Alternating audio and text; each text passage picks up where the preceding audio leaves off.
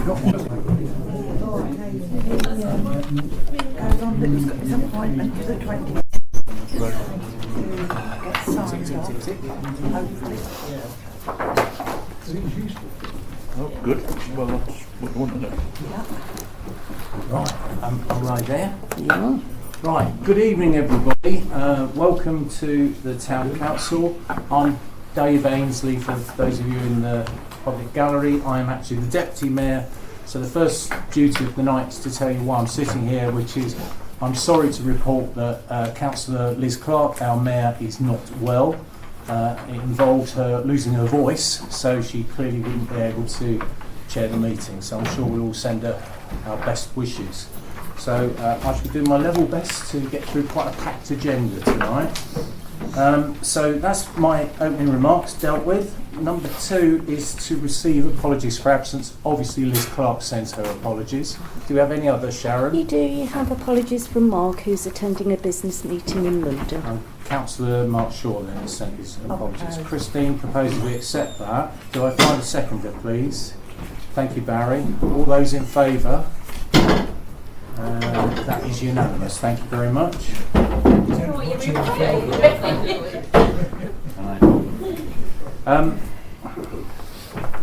We'll take number 3. What I should have said, because I'm not used to doing this for a while, is obviously we are recording tonight's meeting, ladies and gentlemen, and it will be available on the Council's YouTube channel at the end.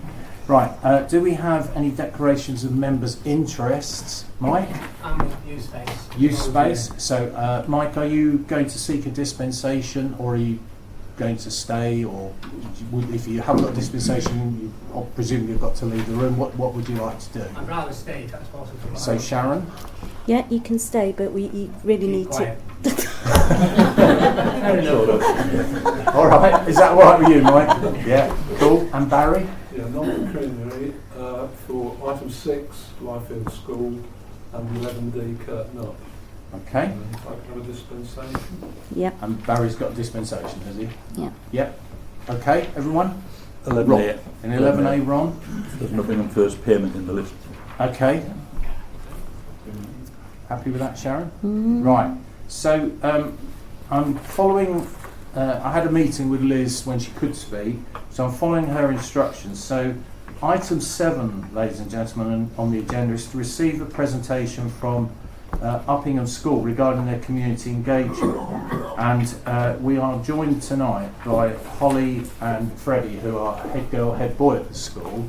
They actually have another engagement to go to, so with your agreement I'm going to bring them up the agenda and ask them to make their presentation at this point. Okay, so over to you guys. Firstly I'd like to say thank you very much for shifting your agenda around.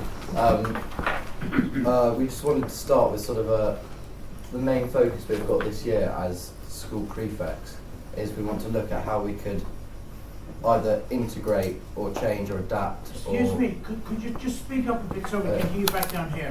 We want to look at how we can change and implement and continue to integrate the Uppingham school community with the town itself. Because I think over time there becomes either negative, what is the word? Yes, that kind of thing. So we're looking at that at the moment. Or what we could do to better that. We thought some of the things, I don't know, which we already do as a school is, I don't know if any of you go to them, the Wednesday concerts at the church. Lunchtime concert. The lunchtime concert, which happened today. There was that Advent service we had on Sunday evening. And there's so we've got the Uppingham Up and Out programme Friday afternoons where I believe we visit a few of the local primary schools and schools and people within the town. But we want to look at how we can develop that further. Yeah, definitely. I think we with the things we do, we want to publicise it more so that more people know that it's going on, because they're nice, they're fun events that happen. We've also got some other ideas where every Saturday we have matches, and especially the oldest years, they're quite good level sport matches. So we've had rugby this term, in the summer term, which is from May until June, July, we have cricket on the the upper where the Sports pavilion. Yeah, the sports pavilion. And that's really good to come and watch. So I'd love to send out an email once a month with what fixtures are happening when, and you can come and watch. So hockey matches, rugby matches, any sport, and I'd email that.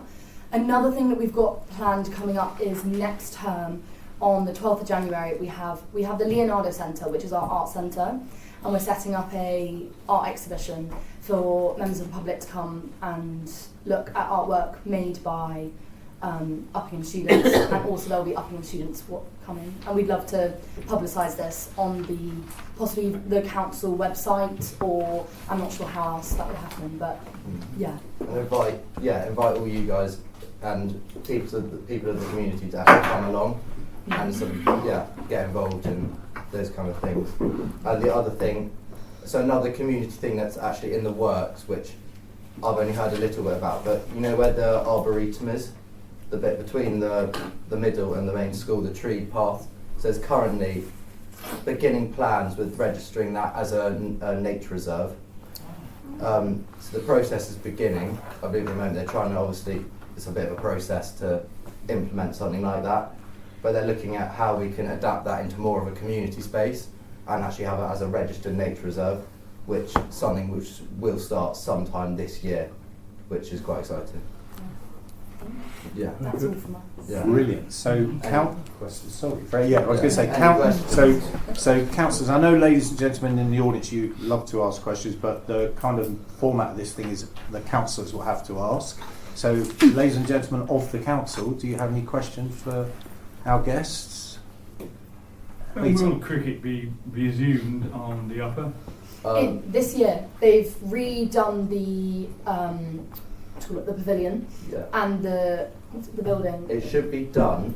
It'll be done before the summer term when the matches start. So I believe it should be done by April at the very, very latest. Okay. And I think one thing we have to work out, which they say is something to do with like if it's private property and then people from the community coming on. But there's no reason. People already walk their dogs around the upper, so most it doesn't most make too much of a difference. No, but you have to rely, obviously, as the rest of the town have to rely on dog walkers being responsible and not leaving deposits, or their dogs leaving deposits, I should say, all over the place. Because obviously, it would be understandable, albeit not desirable, but understandable if the school did actually refuse people to walk on there, given that so many people are irresponsible. But they're normally pretty well behaved on the cricket. Yeah, not too bad there. Yeah. I mean, the middle of the cricket field probably is the worst. Yeah, it's definitely. So you're saying it's commencing this thing? Yeah. So we can get back to some kind of normality on the Seaton Road, can we? Yeah. A bit of a mess. Yeah, I believe that's definitely. Case, Yeah, it should be done soon. So Godfrey? I can't remember, I might miss this. Did you mention the theatre at all? Yes, that's already on. We have loads of plays. Recently we had The Pillar Man. And again, with that, we'd love to publicise that even more. That's always been open to the public to come and watch, and I believe you can get tickets online now. There's a new system. So the ticket system changed a couple of weeks ago, maybe a month or more than that, a month or two ago. So if you go into I believe it's literally uppinghamtheatre.co.uk.com, something like that, Uppingham School Theatre, you can now, instead of just buying a ticket, you select your own seat and position, and there's so we've just finished with the senior school play, but there's the rest of the performances for the rest of this year, yes, and also recital concerts. Because it was a Martin McDonough play, wasn't it? Oh, what a lovely war, is that what you think? No, that was... The Pillar Man? It's called the something or other. That's just finished. I can't remember that was the Pillar Man. Precisely. But it was written by the same guy that did In Bruges and the Banshees of Inisherin. But as I understand it, the Rutland Musical Theatre can no longer lease out your school theatre. Tom, you have some information on this. Yeah, I mean, I am the chairman. I was going to bring that up. I appreciate you may not know about the business. Yeah. I also appreciate that, like, community engagement, you putting your productions on and allowing us to come is part of that. But historically, the theatre space was hired by external community groups, and RMT, I think, were the first really to take that blow. And at the time, COVID was the sort of given reason for not being able to use the space. But then I received emails from a chap who was the Enterprise, or something, who then, and I do have the email that said, we can now hire the theatre out in the April half term, which is 2 weeks, to someone like the National Youth Orchestra for 3 times the money you will pay as a community-based charity. And since then, there are other community groups that used to use that theatre who no longer do. Now, I don't know the reasons they no longer use it, but I can only assume that that has gradually rippled out, and there's been a sort of rejection of the hire of that space, which is a great shame, because there's an awful lot of theatre that goes on locally, and that is the best venue Rutland has by far. And it was a real blow to us, and I'll be honest, we used to pay something like £4,000 or £5,000 higher for that theatre. We're now being forced to pay £12,500 for the Corby Cube, which is almost crippling. So I appreciate you probably can't comment on this, but if you're here to talk about community engagement, it would be good to take this comment back, because I think, we've got the sports centre, we all pay membership, and that's great, but the hire of the theatre to external community groups is crucial. We can definitely mention that. We can ask about that. I didn't know anything about that. I remember hearing something about, there was some reasoning behind it, but I never got No, and I wouldn't expect you to get involved in that, but we can inquire. Being able, the community groups to be able to use that space is, in my opinion, really important. Yeah, I completely see where you're coming from. Okay. So I think, yes, sorry. Just very one. Yeah. First of all, I just want to thank you for taking the time to come along. I'm full square behind what you're trying to do in the school, and I think it adds so much to the town. The thing is, you've already got a ready-made publicity upping the ante is the key, I suspect, to what you want to do. With the sports centre, you've got a ready-made avenue for that. I'm sure when you enter the sports centre, you can publicise a lot of this stuff that you're mentioning, not necessarily linked to sport either. So just a point which I think is probably obvious to you anyway. But anyway, thanks for coming along. Okay, ladies and gentlemen. So I think that's a really helpful, should we say, first step. And we would like to, I think, councillors invite Freddie and Holly back at a future time to see how it's all going. Yeah, does that sound fair? Yeah, brilliant. So thank you very much for coming. Enjoy your evening, and we look forward to seeing you in the future. Thank you very much. Thank you.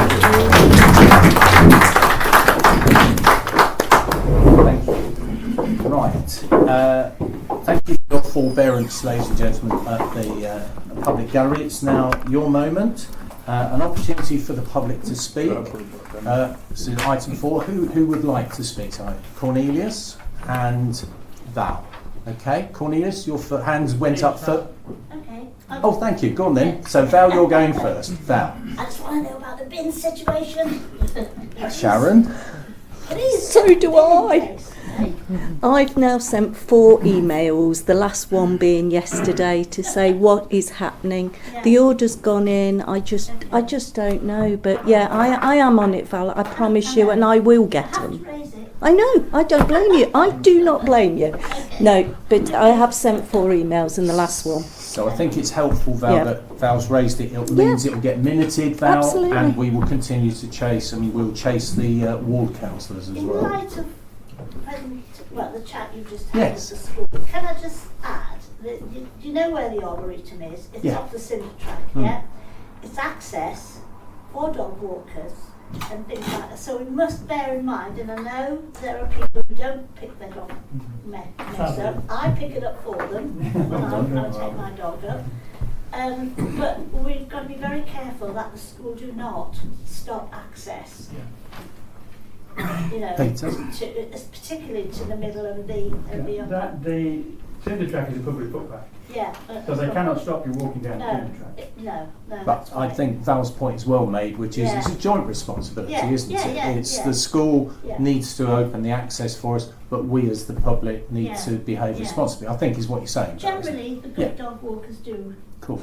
behave responsibly. Thank you. with their Thank you, dogs. Val. Cornelius? Thank you.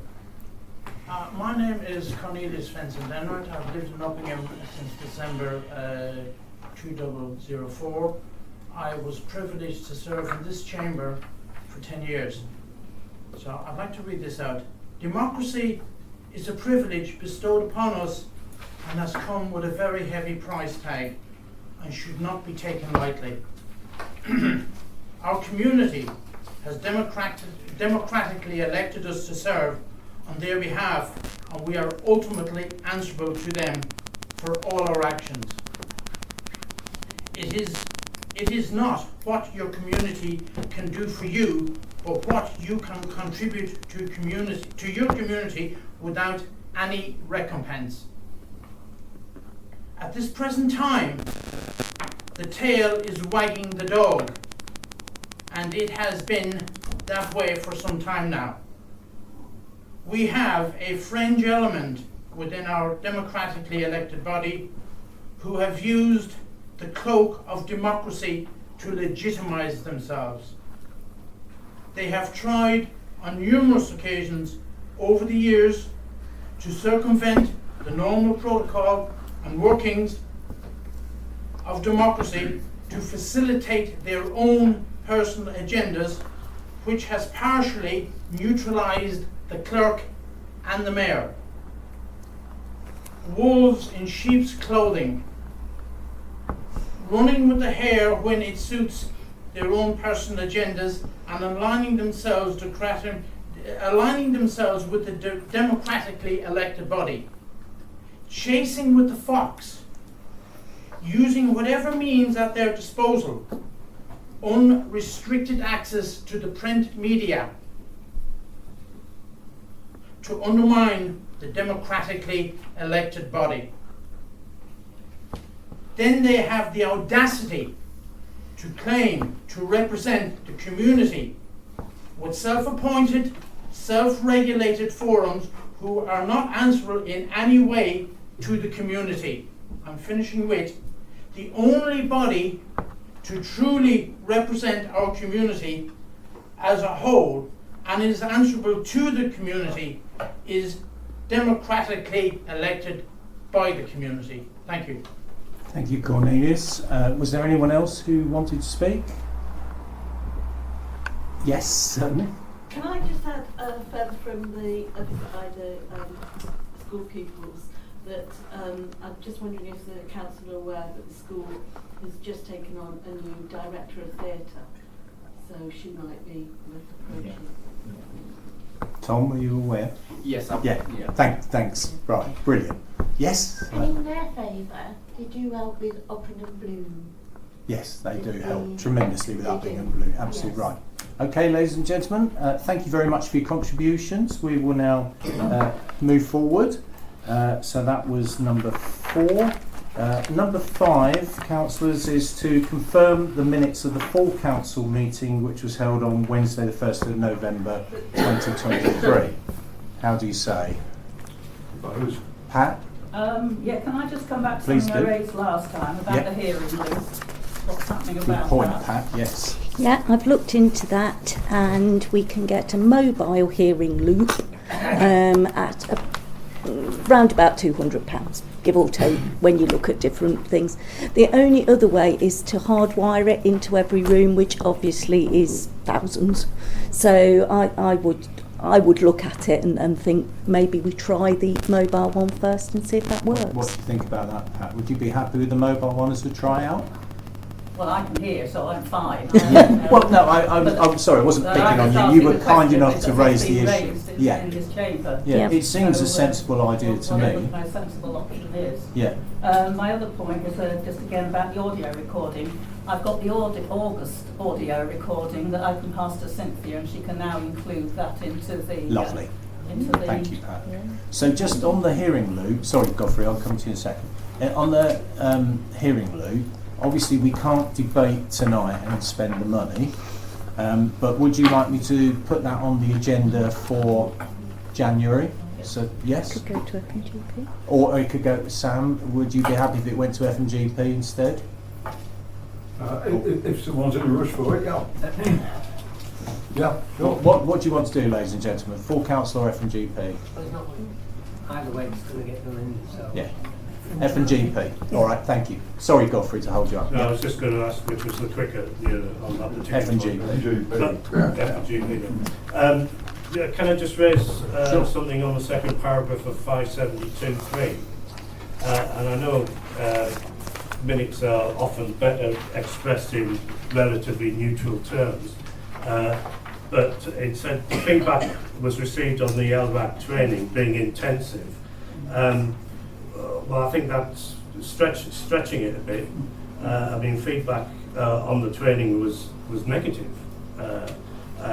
So if we could find some terminology between intensive and negative that is not overly damning, shall we say, then I think we should change it, because a big intensive could be a positive. I think one of the main issues that was raised by a number of us was that the overheads and the handouts were basically illegible, and that was raised and really needs feeding back. Should be in. Sorry, Godfrey, where did you say that was? 572.3, second paragraph. 570. Number 570, Godfrey. All right. Godfrey, is it? That's why I couldn't find it. Thank you. I'm desperately trying to read it. Thank you. Right.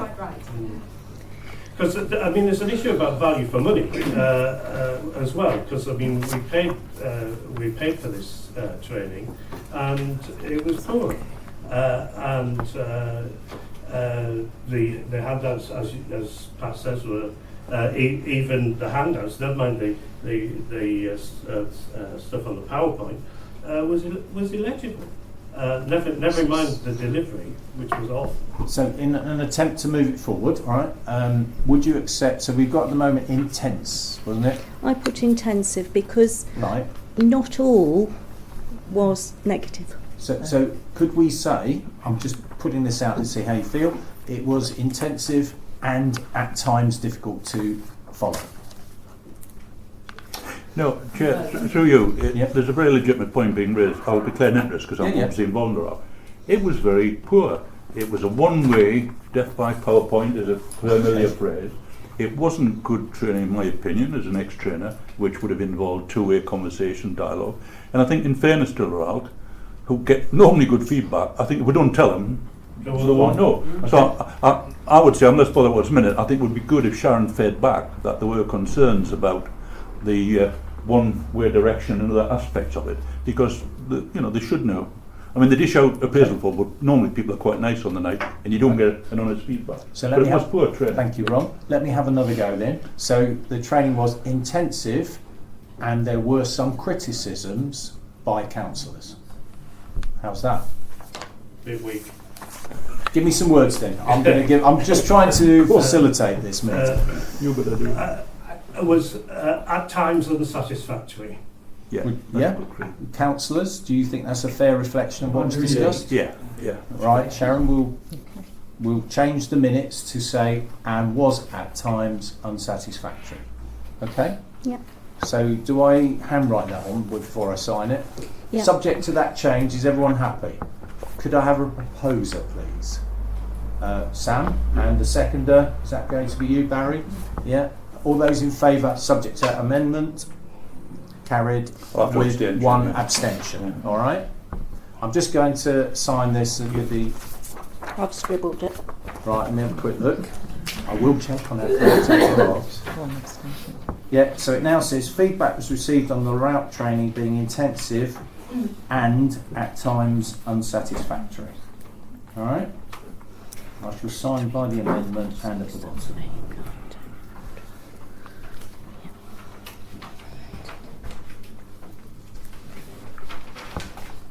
Date. I don't know. I'm looking at me watch. What's 6. the date? 6/12/23. Right, there you go. So that's done. Thank you. Thank you very much. Right. So that was the minutes. That was 5.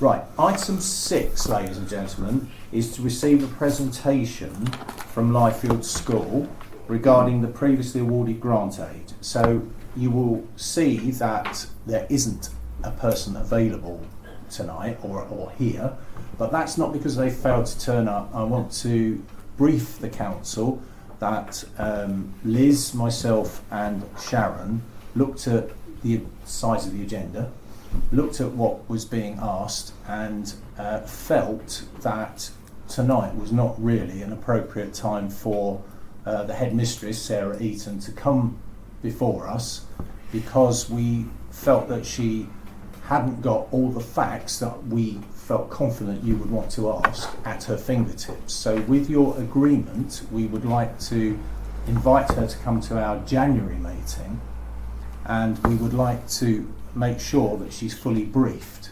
You've had a copy in your packs of an email that she sent to Sharon, in which she's explaining why she's coming to the council for SIL funding, which is fundamentally the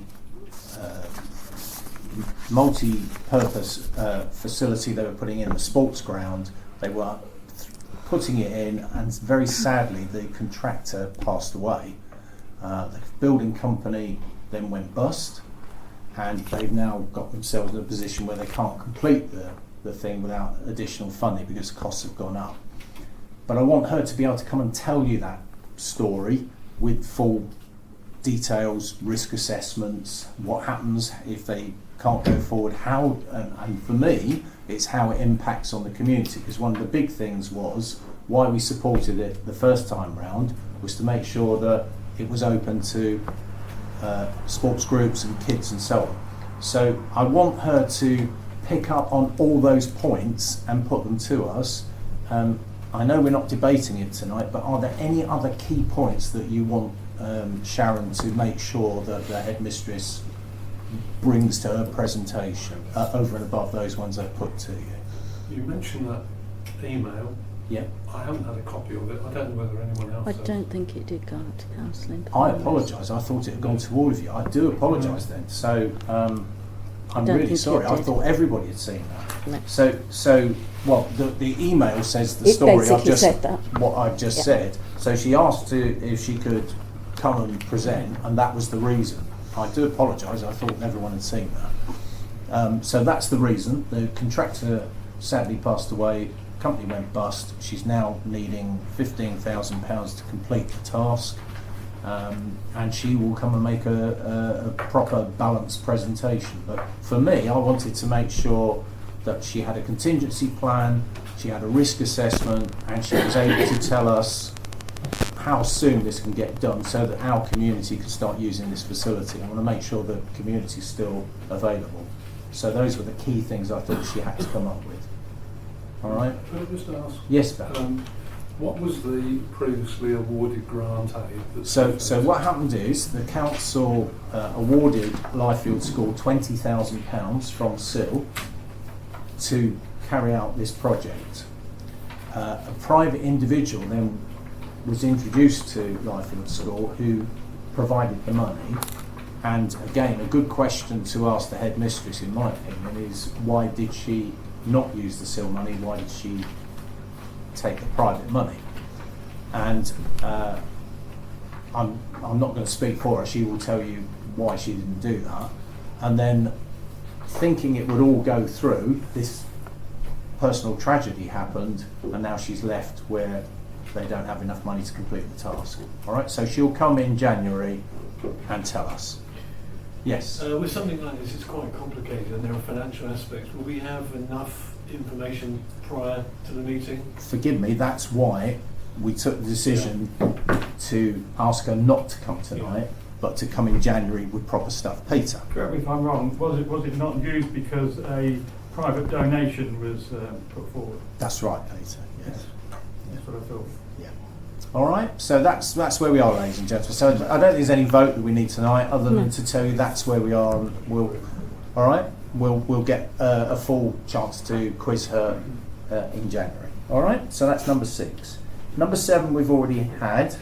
So number 8 is Sharon's going to give us an update, which we can consider, on the possible acquisition of Baines Corner and, well, it says on here, and Dairy Corner, but we'll hear Sharon. So I think it's long been the wish of this council to actually take over Baines and Dairy Corner. There's been many conversations had, but cutting right to the chase, the Mayor and I were invited to... Excuse me, we can't hear you down here. Right, the Mayor and I were invited to Rutland County Council to speak with the Chief Exec and the leader about any issues or not necessarily problems, just things that they wanted to speak to us about. So, when asked what I would like to progress, my first thing out of my mouth was Baines Corner, because we've been trying to do this for so long. So, bringing you all up to speed, they have, and this is from Mark Andrews, the Chief Exec, I have a written confirmation, they would be happy to transfer Baines Corner over to us. Dairy Corner, just leave alone for a second. So they will be happy to move Dairy Corner to us. Baines Corner, sorry, beg your pardon.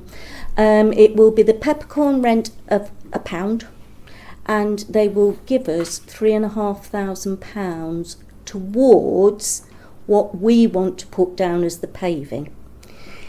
If Rutland keep it, they will put tarmac down, and I know that nobody in Uppingham wants tarmac. So will £3,500 cover the pavement? No. But it's better that it's in our hands as our asset for us to go forward, cost it, and put down what we want to put. So that's basically the report in a nutshell.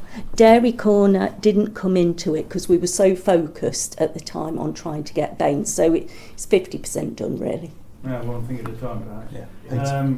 I think that we've been long looking at the Baines Corner, and I was chairman of Amenities. We had meetings up there, and we looked at things, and continually trying to get some kind of answer from county. Well, we know that's trying to get blood out of a stone. It's just nigh on impossible. But I'm glad that things have now been progressed. But what we do have to look at very carefully is the cost of what it's going to take to do that. And we know that monies may be available. So are you proposing to put that on the agenda for January? Well, we will now have to get some quotes in for what we want. But I didn't think it was the right time to say ifs and buts. I just thought, yes, we'll have it, because it's took us so long to get here. I mean, one possibility is to put down what they call flexible pavements, which actually move. It's like block paving, but it's not concreted in, so it will give you a certain amount of movement, because there are those trees on Baines Corner. Now, I've been contacted by both sides of that argument. No, we don't want to move the trees. Yes, dig the trees out. So it's a conversation that you as councillors are going to have to decide on what you want. So yes, it will have to come back to council for you to make those decisions. Cynthia, bless her, will get some quotes in, see what we're looking at. But I thought it was better to have something than nothing. When we got this, well, it's taken us forever to get to this point. So. Okay, so Ron, you had your hand up, and then Sam, come to you next. All right, Ron? Okay, so as I understand it, we're going to acquire it for £1. Yeah. Well, that's a good question. If we agree. Agree. Can I just ask a point of information, because I heard Sharon talk about peppercorn rent. It's just is it an acquisition? Are we it will be an asset. Right, we've clarified that. Yeah. Good point. Yeah. Sorry, be Ron. the asset. Yeah. So we shouldn't say yes until we've got some sort of agreed plan for that corner, knowing that we do want to acquire it. So I would assume it would come to amenities, because what we haven't done is actually debated what it is we actually want to do on there, if it's going to be ours, because we might want to do a better job than a minimum, or we might be worried about the cost. So my view is it should come to my Mental Use Committee to have a debate about what it is we think should be there. Then we get quotes for what ultimately council says they want. Sam?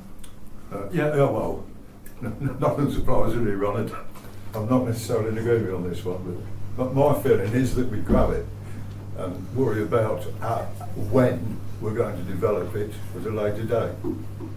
Okay. I mean, there's no out-and-out rush, is there, to actually change it immediately? Ron, you want Sorry, to come just back to say, and- I don't and- disagree. yeah. I agree we should acquire it. I think my point was, let's do a good job with it. It's at the heart of the town. Everybody sees it. Totally agree. And if it needs, let's do it well if we're going to do it. If it needs to wait Guys, 6 months, let's go one at a time. yes. Yeah. If it needs to wait 6 months to do a good job of it, Ron, then Yeah, I agree. No, I agree. yeah. 100%. Yeah. Peter? My only worry is that at the moment it belongs to county. Yeah. Those slabs are in a terrible state at the Yeah. moment. They're a trip hazard. Yeah. At the moment, the insurance Yes. is with county. If we take it on and we leave it a long time, so I don't have a problem doing so, but all I'm saying is we better make sure that we have all the insurance behind us, because Quite right. if it can happen, it will happen. I agree. Yeah. Can I make a suggestion then from the chair, which is, I'm not hearing anybody say we shouldn't acquire it, but we're not quite sure what we're going to do with it, I think is what I'm hearing. So is it worth us passing a resolution tonight? Because the item here is to consider, so we can make a decision. Should we pass a resolution saying that we agree in principle to acquiring the freehold of that site, and we then refer the future use of it to the amenities committee for them to look into the costs and the options to bring that back to full council? Yeah. How would folk feel about that? Yeah. Yeah? So, I was just going to add on that. If I remember rightly, we did get a series of quotes for that. We did. There should be not some too in long there. ago, Yeah. and they were sort of 20, 30,000 £1,000. plus. You know, the large I was just sum. thinking, Tom, sorry, Peter. But that was a landscaping. Yes. Right. Yeah. Not, So which is slightly different. I was going to kind of build on Sam's point, which is if we agree tonight that we will get it, because even agreeing tonight is going to take time to go through the legal motions and so on, that then gives amenities a chance to work up, because I think Peter's point is absolutely right about the danger of trip hazards over there. We've got to, so it might be we need an interim, just fix the up and down ones or something. So I think Sam's idea about, look, let's cost up some various options, and amenities, perhaps you would be kind enough to do that work and bring it back. So I'll make a proposal that we agree in principle to acquiring this site's freehold for the sum of £1, and we ask amenities to look through the options for its future use and return to council with some proposals. Do I find a seconder? Before I do that, Chairman, could I ask that, because the quotes that we had should be on file somewhere, unless they've been disposed of. No, I'm sure we well, I would hope not. So they should still be there somewhere, which means Sharon? that if they can be They'll be dug there, out, then we have a starting point at least. Yeah. Sharon's just saying she believes they're still there. Yeah, that's Okay. So I propose, do I find a seconder, please, to Mike? Thank you, Mike. All those in favour, please.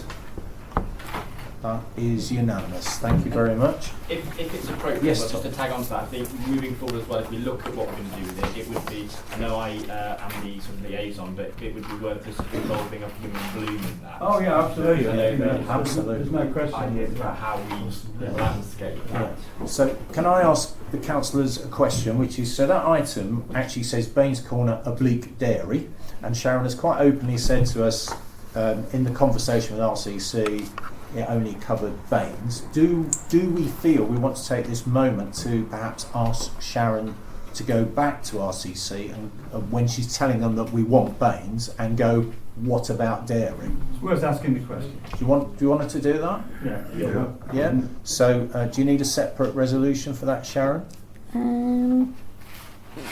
Well, in case you do, thank you. After you, Peter. So Peter will propose that we ask you to also pick up the question of Dairy Corner. I second that, Peter. All those in favour, please? Unanimous. Well done. Thank you very much.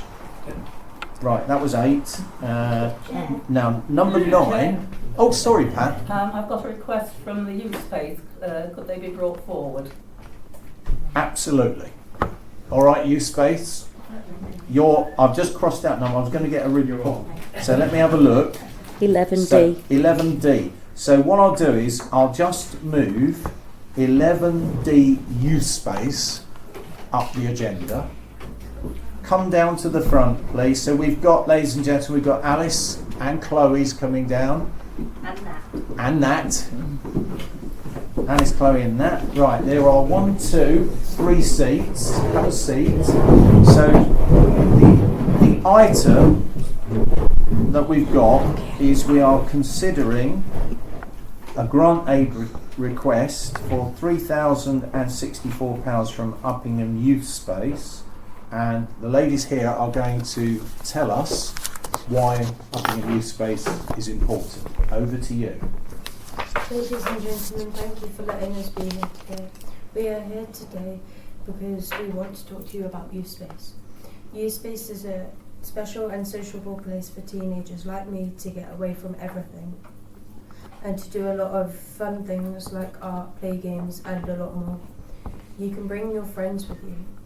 Why we like Youth Space is because it gets us away from our parents for a couple of hours and also to clear our heads from things about things that bother us. We like Youth Club because we have people to talk to and interact with if we have any problems. And the main reason why we like Youth Space is because we have the members like Alice, Nat, Liz, Charlie, Mike and Christine. What makes Youth Space so enjoyable? Youth Space is enjoyable. It has more hours with friends and away from parents. And we have space to chill out and talk to whoever and you can do what you want to do. But there are rules that you have to follow. No swearing, no fighting, no entering the kitchen or entering the cupboard. Or breaking things. We all have 3 strikes, and if you lose all 3, then you're asked to leave nicely.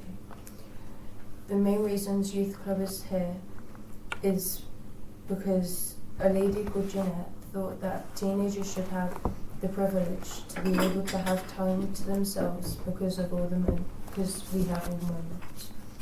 For example, I didn't want to talk to anyone. I wanted to be by myself. Then I said, if I interact with people, then I won't be down, and it isn't nice. What are the roles that everyone play? Alice and Charlie are the leaders. Nat is the helper and the therapist. Christine helps with food and makes sure everyone is okay. Liz is the mayor and is a good person to play games with. Mike makes everyone laugh and helps organise everything. Me, Caitlin, Emily and Kieran are all the councillors until we switch.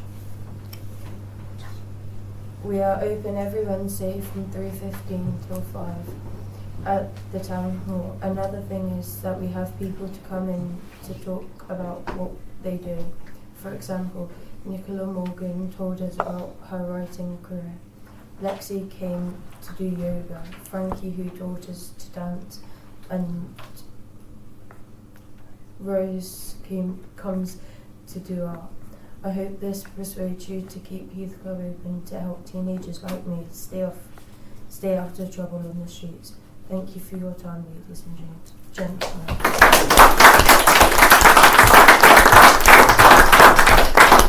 Okay, thank you, Chloe. Yeah. So thank you for that. And we should say they have a youth council, and you are one of the youth councillors. All right. So, so what's before us, ladies and gentlemen, is we're asked to provide a grant of £3,064. One of the issues, Sam, is that we are in a strange position of financial year. Our financial year goes up to the end of March, And we, as far as I can see, we only have £2,788 left, don't we, Sam? That's about by my reading, Yeah. So I will throw this absolutely open to all the councillors, but I'm going to say my piece very briefly, which is I think this is hugely important to the town. I think it's a great thing to support, but I do have to work within the financial rules, as we all do. And I was thinking, when you read the application, it's to make sure they've got a future going forward. We could afford to, they're asking for 6 months support. We could actually afford tonight, within the money we've got, to agree 3 months support, which gets us to the 31st of March, end of this financial year, and then we can invite them, with no guarantees, of course, but we can invite them to come and see us in our April meeting when we're in the new financial year. So I've put that out. Lindsay. I'm sorry, I haven't got the application in front of me. Oh. It was all emailed, but I've got another one if you want to give it. Are you taking one round, Cynthia? Yeah. So, has everyone else got theirs? Has everyone else got theirs? Yeah. So, ladies and gentlemen, how do you feel? Right, we're going Barry, then Peter. All right, Barry. It's another option, as a good chunk of this is room hire, to actually grant free room hire, and then the residual difference between the amount they're asking for and the room hire is the amount we grant to them, which I think we have enough money to do that. Certainly, Barry, right, so it's a proposition, not proposition, that's a suggestion by Barry. How do other councillors feel, please? Peter, I think you were next to go. I mean, I think it's a thoroughly great thing. I mean, you spoke very, very well. And it's a very useful, outlet for children and young children in the town. Is there any possibility, and we have done this before, and I don't know, because I'm not on the relevant committee, whether or not there's any money anywhere that could be wired over? Well, this year... So Sam, I'll come to you, Chris. Sam, you have the floor, Sam. Yeah, sorry. Yeah.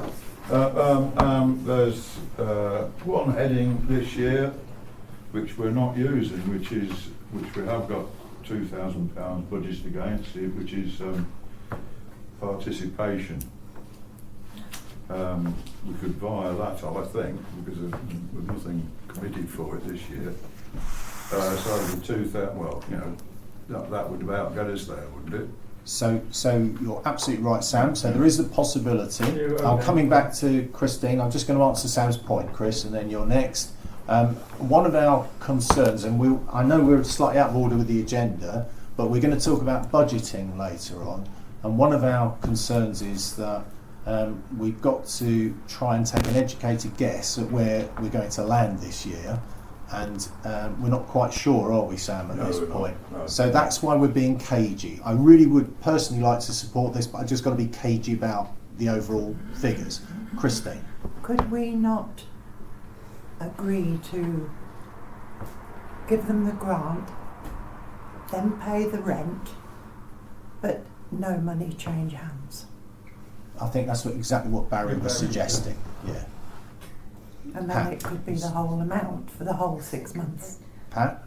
Much as I think that they deserve every penny, now I might be wrong in remembering this, but last year when the community fridge was applying for a grant and was looking at whether they could use the premises with not paying rent, we were told that they would set a precedent that couldn't happen. So in this case, it would be the same issue, wouldn't it? Yeah, you're quite right, Pat.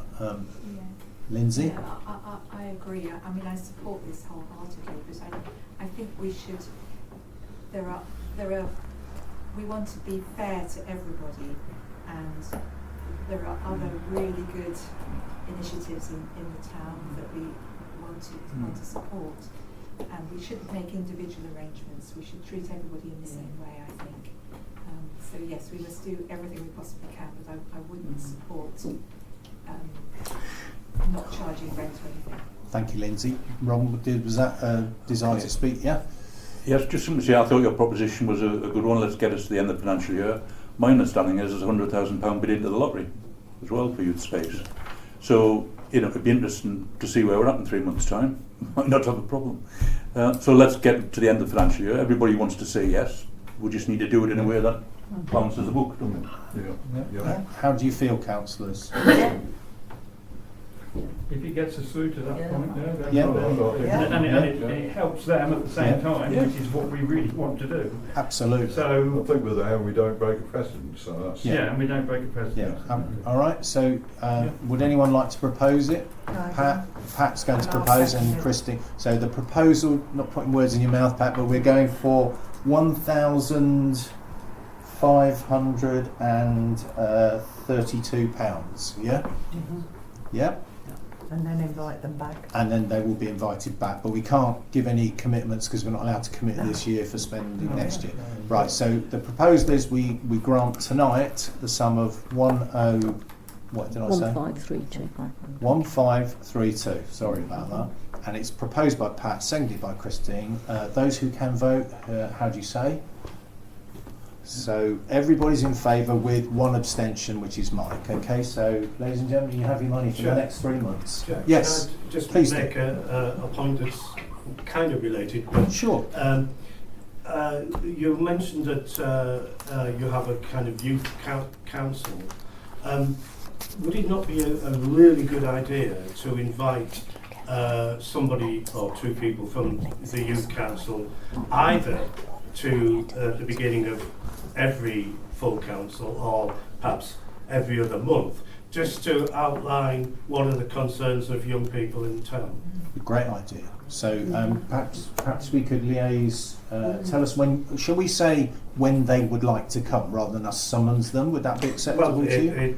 I mean, if it's issue based and there are things that you want to, we should make space available. So for if you tell, you can tell Liz as the mayor, or tell Sharon is the correct way of doing it as our clerk, and then Sharon can find you space. Yeah, all right, brilliant. Cool. Okay. Thank you very much. All right, well done, Thank you. everybody. Thank you very much.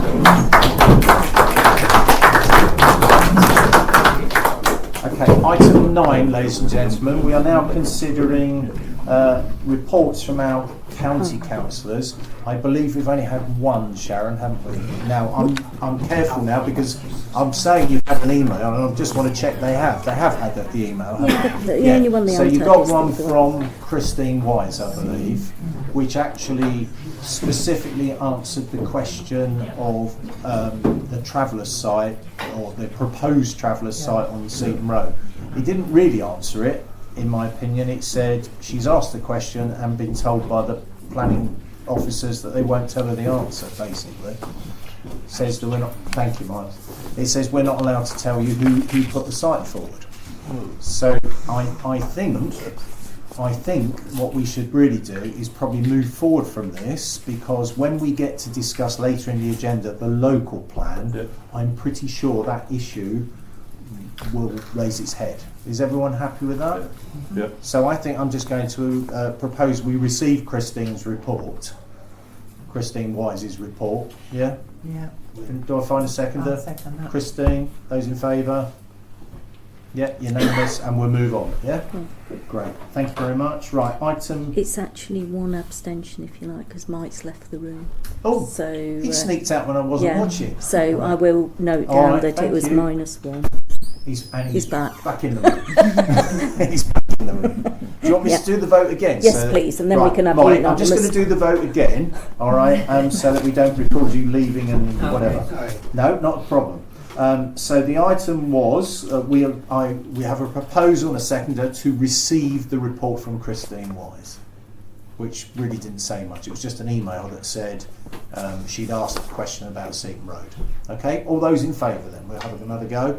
And this time we got unanimous. Thank you. Right, 10A. Can I just make a quick comment? Yes. The young lady's ego has been well and truly boosted by the round of applause. She was terrified. Great job. You could see that. I know. She was dreading it all day. Well done. She did very well. Yeah. Okay, thank you. Excellent. Right. Would you like me to write to the youth club just to say anything? No, we'll keep Okay. going there. Right, so 10A, Sam, this is to receive minutes and recommendations. So Sam, you're on first for the Finance and General Purposes Committee. Yeah, okay, well, just as a background, the meeting was about the budget, which we will be discussing on a later item, so I simply propose that we receive the minutes of the Financial and General Purposes Committee of the 15th of November. I'll second that. Chris seconds that. Those in favour, please. Sam, I'll take it you're in favour. Yeah, unanimous. Thank you. Thank you, Sam. Mike, amenities? Can I just check? Oh, sorry, I've just got to get Sam, we've got to sign something now. All right. Yeah, and it's the 100,000, Oh, isn't Sam, it? Mike, apologies, hold you up. Sam, it was to receive minutes and recommendations. There was one recommendation, Sharon showing me, in there, which was on our current account at Lloyds Bank. That's right, yeah. Mm-hmm. Do you want me to say it? Yeah. So we've got over about 120,000 quid on our checking account. We've now got proper online banking, and we can click a button and transfer 100,000 quid to an instant access account, which only pays 1% interest, but we might as well have it rather than let the bank have it. And if we need the money, we click a button, it comes back, instant access. So the committee would like to recommend to full council that we empower Sharon to put £100,000 on instant access deposit with Lloyds Bank. So Ron moves that proposal. Does he find a seconder? Tom seconds. Those in favour? Unanimous. Done. Thank you. Sorry, Mike, you're on now. No, sorry. Has anyone got any questions? I don't think there's anything contentious that was discussed at the amenities. I suppose the only thing to say would be about the allotments, and I'm going to put a report into Sharon for the amenities meeting next week. Cool. Which we can bring back to full council. Great. So are you proposing accept? Thank you, Mike. Peter, thank you. Those in favour? Unanimous. Brilliant. Thank you. So we're on now to, I believe, 11A. So Sam, I think that's back to you again. Authorising accounts for payment. Right. Could I propose that we authorise the accounts for payment for the month of December 2023, value £35,183 and 5 pence. Right, so Sam's proposed that. Does that find a seconder, ladies and gentlemen? Well, it better be me in that case. Yeah, I'll do that. I'll do that. I second that. Right, those in favour, which I think is going to be all bar one, isn't it? Didn't you declare interest? Oh, sorry, wrong. Yeah. Sorry, I beg your pardon. I'm on the ball tonight. Right, Yeah, okay, so all bar one in favour. Anyone abstaining? One. Hello. Yes. One abstention. Right, thank you. Sam, to receive the finance report. Yeah, well, it's going to be a pretty short comment considering it took me all afternoon to do it, but but the situation hasn't changed that significantly since we last discussed it, I think, for September's account. So November's, October's, I'm not sure we covered it. Anyway, but we are looking again at around for the year to date of a surplus of around £5,000, which continues to be it's running in the same level for the past several months. The main reason for it appears to be really town hall lettings. We are doing extremely well, and somewhere in the region of sort of £7,000 or £8,000 better than precept at the moment. The main reason, there are a lot of other ups and downs, but that really is the single biggest. maintenance is showing a very slight gain at the moment, but we hope that will be taken up as the year goes on. So yeah, that's the basic situation, not looking too bad at all. Any questions for Sam, ladies and gentlemen? Go on, Lindsay. Not really, it's just, I mean, I've asked about this before, but is it not possible to phase the budget? Yeah. No, I'm afraid I think I said Yes, this no. 13 years ago. Yeah. Well, we'll set this as a task for the clerk, shall we, to come up with an idea for next year. Because I don't think I agree with you, really, Lindsay. But I mean, all it needs is to take the annual budget divided by 12, multiplied by the number of months you've got to so far this year. But with a flag that says, no, don't flex this one, just leave it, sort of thing. Yeah. Well, it would make my life easier, I admit that.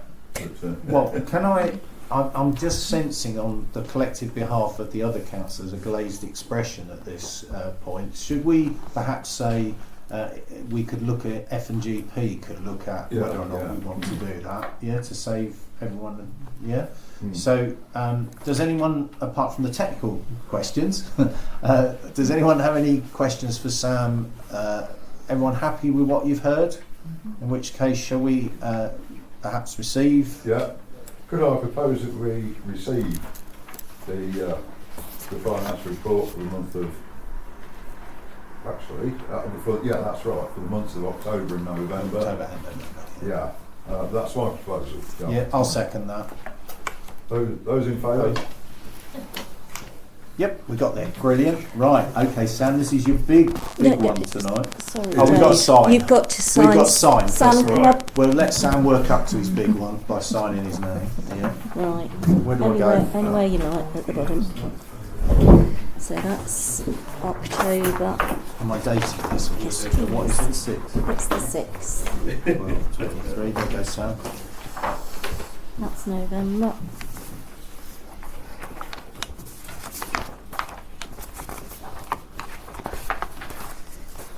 And they are your can't say that. Reconciliation statements. Thank you. Signatory sign line.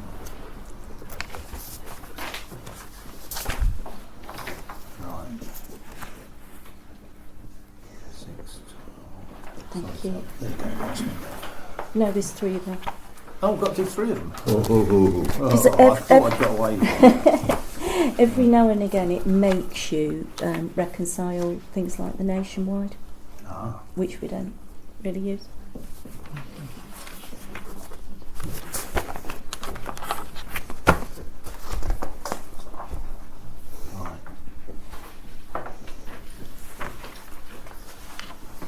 Thank you. I'll get you a stamp for Christmas. Yeah. Is that it? Oh, there's another one.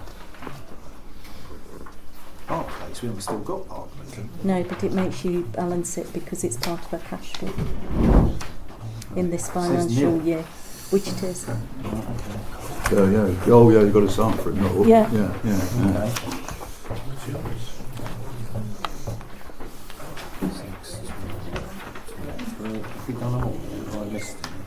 And I think that's it then. Okay, while Sam's just signing that, I'll just take the opportunity to bring you up to date with the lovely story of bank mandates, because I know we all want to know those. I'm pleased to report progress, ladies and gentlemen.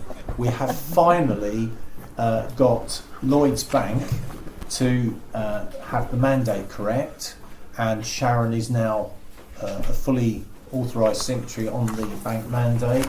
We've got the three of us to sign is on there, and we added, if you remember, Ron and Lindsay, and that's Ron's now got his machine and paperwork to get you on. Lindsay, I think yours is still in progress, isn't it? So we're getting there. So that's that one, which is Lloyd's.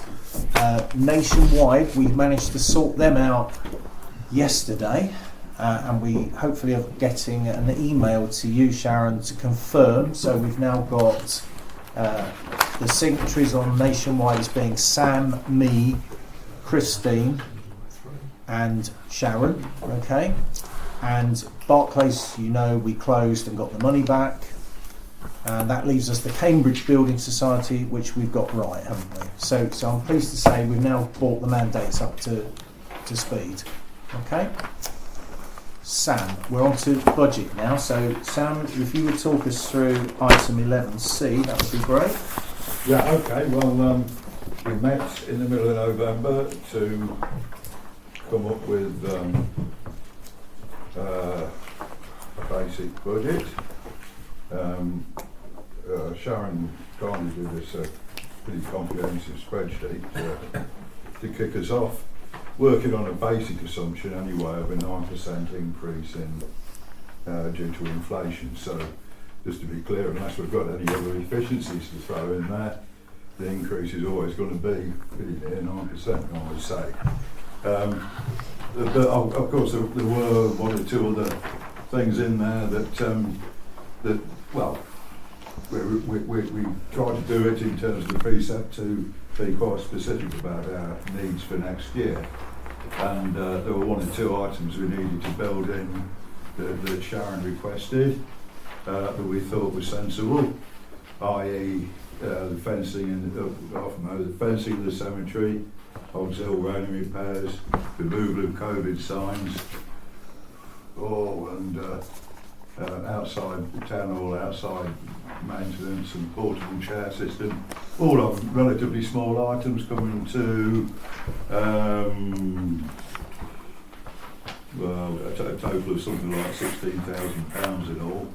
So if they've got to be done, they've got to be done, and we try to be quite specific when we investigate the individual headings as to what might actually happen, in other words, in the area of salaries and that sort of thing, which is specific rather than talking about 9%. We were also conscious of the fact that we were going to receive £25,000 over the next 3 years from Uppingham School for the rent of the land next to Law's site in Leicester Road.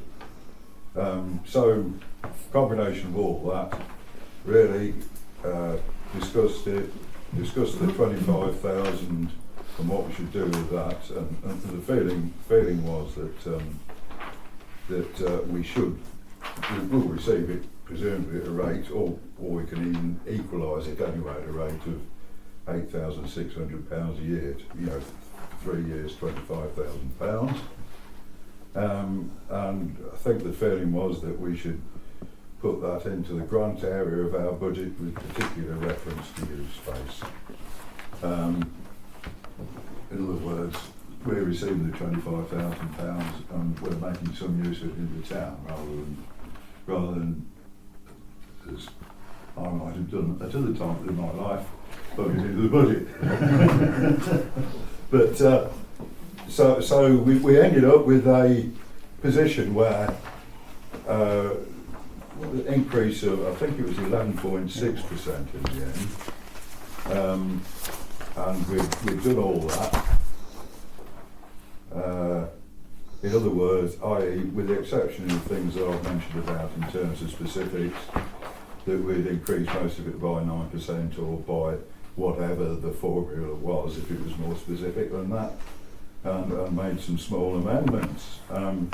Unfortunately, subsequently, it has transpired that one or two of the items, electricity in particular, have become, the inflation element has become rather worrying, and we unfortunately need to go back and review our total position and see what we need to do to two choices really, well three if you like. We could go for a 9% and ignore everything we've done in the budget so far really. We could go for what we think has been a well considered and certainly well discussed budget that we've got at the moment, and make some amendments to make the cloth fit the suit, or we ignore our constituents altogether and just go and make a wholly inflated one. So I think we will be holding a meeting.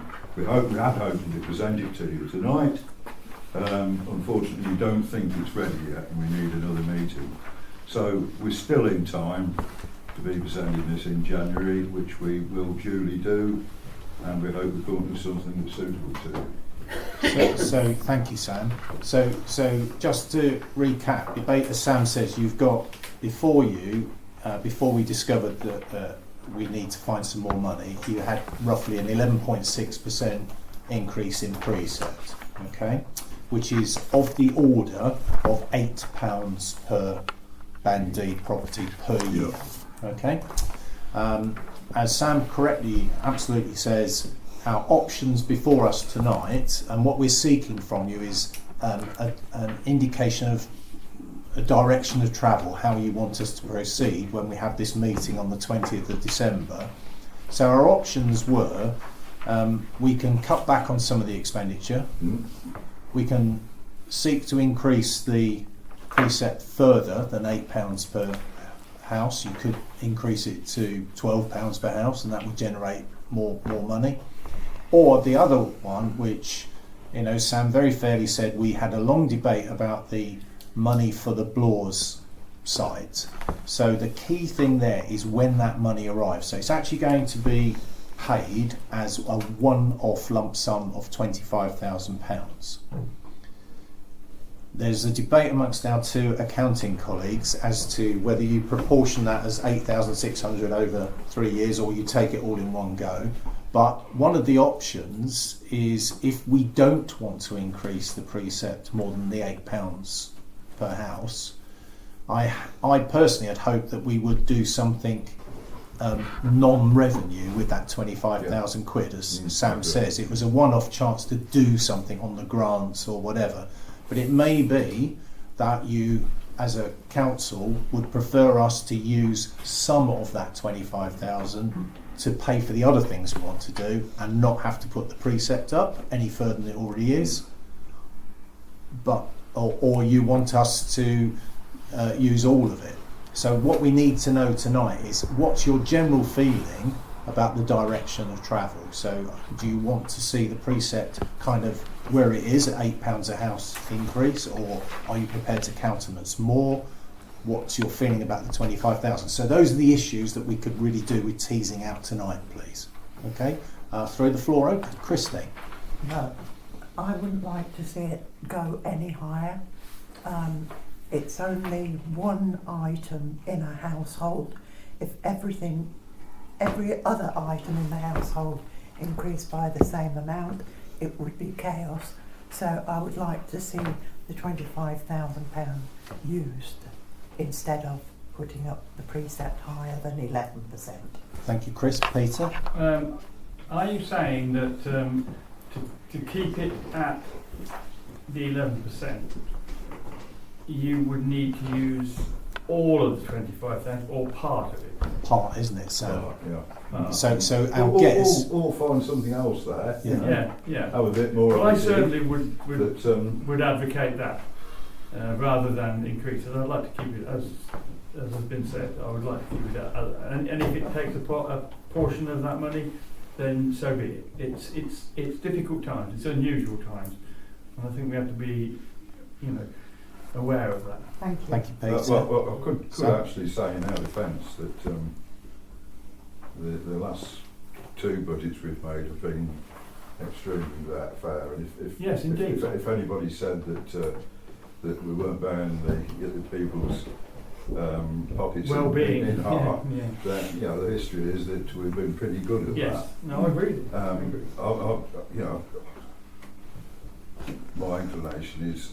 My natural inclination is to leave it where it is, but I'm afraid, as a one-off, we might just have to, bite the bullet. But anyway, thank you, guys. Ron, you wanted to speak. As you know, Chair, I'm not an accountant, but if the 25,000 is technically for 3 years, use of the land, whatever, isn't that actually revenue? And not capital? No, it's not. Sam, would you like to? Can I get you to fend that one? I think we better hand this one over to Lindsay. Tom's going round the table. I would assume there would have been a portion of the 3 years as revenue. There is a bigger issue than that, in that you're quite right, that the question as to whether we can lease it over 1 or 3 years. Yeah. My feeling is that if I'd have ever tried to do it, for a profit-making organisation, I wouldn't have got away with it. My feeling is also that a local case or basis, it's probably perfectly okay. But that's my view. Yeah. And Sharon, you haven't seen any reason, have you? I haven't, but also we haven't got that 25,000 yet. Which is a pertinent problem, well, really. That's true, and that's perfectly all right where the use space is concerned, because if we haven't got it, we can't pay it to. That's right. The issue is if we haven't got it yet, and we're using it as a part to Reliance to keep the bill down, that's an even more worrying approach, isn't it? Yeah. So can I, as your chair, ask? So I've got Peter and Chris have indicated quite fairly and openly they would like to see the proposed increase in precept kept to the figure that's in front of you, the 11.6%. Could I just hear from some others? How do you feel? Pat? Yeah, I agree with Pete. Thank you. Mike? Same? Same? This side of the table, Tom? Yes? Trevor? I'm neutral because I'd want to have further discussion. You're going to, don't worry. Yeah. We're just getting the direction of travel. You're not committing tonight, all right? Yeah. But I have no objection to raising the burden on the household if the reasons are there. But for that reason, I'm neutral at the moment. Okay. Yeah. Barry? I'd like to keep it at that level. Okay. So I'm sensing. I don't think we need to go to a vote, but I'm sensing tonight that you are liking what we presented and you'd like us to rework the figures to come back in January by keeping the precept at the 11.6%. Yeah? Yes. And trying to keep the expenditure, keeping the projects we've already agreed in there, keep them in there. Okay, that's what we're hearing. Yeah. Not easy, I know. I know, but that's great. I think that's particularly helpful, don't you, Sam? Yeah. So we'll cut these expenses out altogether. Yeah. Right. So yes. Right. Just ask yes, Barry. a Go question on budget. Is that yeah. Direct it to my friend over there, please. just a couple of things that jumped out at me. The internet seems to have jumped up in cost since 2021, 22, 23, from sort of £1,500 to what appears to be 4,800 odd now. Is there any specific reason? I think there have been a couple of things that have gone on there, Sharon, haven't there? Do you want me to jump in? Sorry. Yeah, it's a very vague heading, internet. So into internet, you've got the things like the cloud storage. There's just lots and lots of different things that go into internet, broadband. I would separate them all out. So yeah, it has gone up. But it's just that it's 3 times the figure it was a couple of years ago. But you've got the neighbourhood plan website. You've got a lot of other things that feed into it now that we probably weren't using before. But I agree with you totally. It needs separating out. But for the purposes of this budget, it just all got pushed into one. I can perhaps massage it into other figures. Okay, any other questions? Where we've got public lighting, what does that actually mean? That is... Oh, sorry, Sam, I do beg your pardon. You go. No, it's okay, you carry on. That is one of the bills that actually completely mucked up these figures. Yeah. So last year, the public lighting was 3,000, and then they came back, if you remember, and said it had gone to 6,000. This year they've come back and that 6,000 bill is 15,000. So we've got to find £9,000 that wasn't there. Putting words into Barry's, I think Barry's asking. Right. So I believe Barry. I'll attempt to answer it. So the street lights, there are two types of street lights. Some are owned by Rutland County Council. Some are actually owned by Uppingham Town Council. Correct. All right. Yeah. But the electricity for them all goes via Rutland, and we have to pay a contribution for our lights, not for their ones, the RCC. For our lights. To Rutland. Yes. Yeah. All right, for our own lights. Flying at the moment. Yeah. All right. So it's not under our control. No. All right, Lindsay? Looks like you'll see that it's gone from 6,000 to 9,300 and now to 15. Yeah. Lindsay? Just a point of information, the reason we haven't got the money for the land is because it's always solicitors at the moment. Absolutely. There's no untowardness going on. I was just trying to remember. Yes. No. Right. Okay. So I think we'll move on, if we may. We thank you for a very helpful debate. I think that's particularly helpful for the F&GP, and we'll bring you back something. So on 11, we're nearly there. Keep an eye on the time. We've got one thing to discuss, which is a grant aid application revised from Curtin Up, who are asking us for £680. That's to pay for 34 children. It's not to pay for, it's to pay a contribution towards 34 children at £20 per child to go to Blackpool Tower Ballroom to participate in an event. You've had revised papers. I'm going to confidently say you've all had a revised paper. For me, the one thing in there that jumped out for me was actually, I thought, choose my words carefully as I'm being taped, but I thought what a horrible lot Blackpool Tower people were. I mean, I saw you, if your kid went to dance there, which is a great honour, you were expected to buy 3 tickets per child to attend as a parent, at a minimum of 25 quid each. So one of the things you asked Sharon to go and get confirmation on was, you know, are we paying for all of this? Is it a small contribution? How much else has got to be paid? And quite frankly, the answer is this is £20 per child is a very small contribution compared to what they're asked for. But the floor is open. How do you say, ladies and gentlemen? Godfrey, you're first on. I think I'm right in saying that in her response, when we asked the question about would the children not be able to go if this funding was not forthcoming, and I think her opening words of that paragraph was, to be honest, that we would find funding somewhere else. And we also asked about, you know, whether the children would not be able to go because of socioeconomic circumstances. And you know, to be fair to her, she was honest. And one of the provisos, I think, is that if there was a genuine need, we should do our utmost to contribute. It doesn't appear to me that there's a genuine need. So, Christine? Did we find out how many children were from Uppingham? Yeah, 17. Sorry? 17 of the 34. So Half. So yeah. And Ron, did you want to say something? Only to say, because I've seen this with other hats on as well, my understanding is there are families who are now not going to be able to go because of circumstances if it does go ahead. And if the council does support this, I think Rotary's going to pitch in and try and make sure those families do go.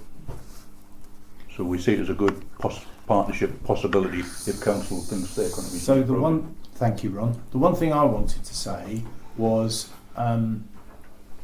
it's been a very nuanced argument and well argued amongst us. But the thing that stuck out for me, why I personally would like to support this, was that Helen does actually provide tomorrow night, for example, at late night shopping, the children will be dancing for free for the good of the town.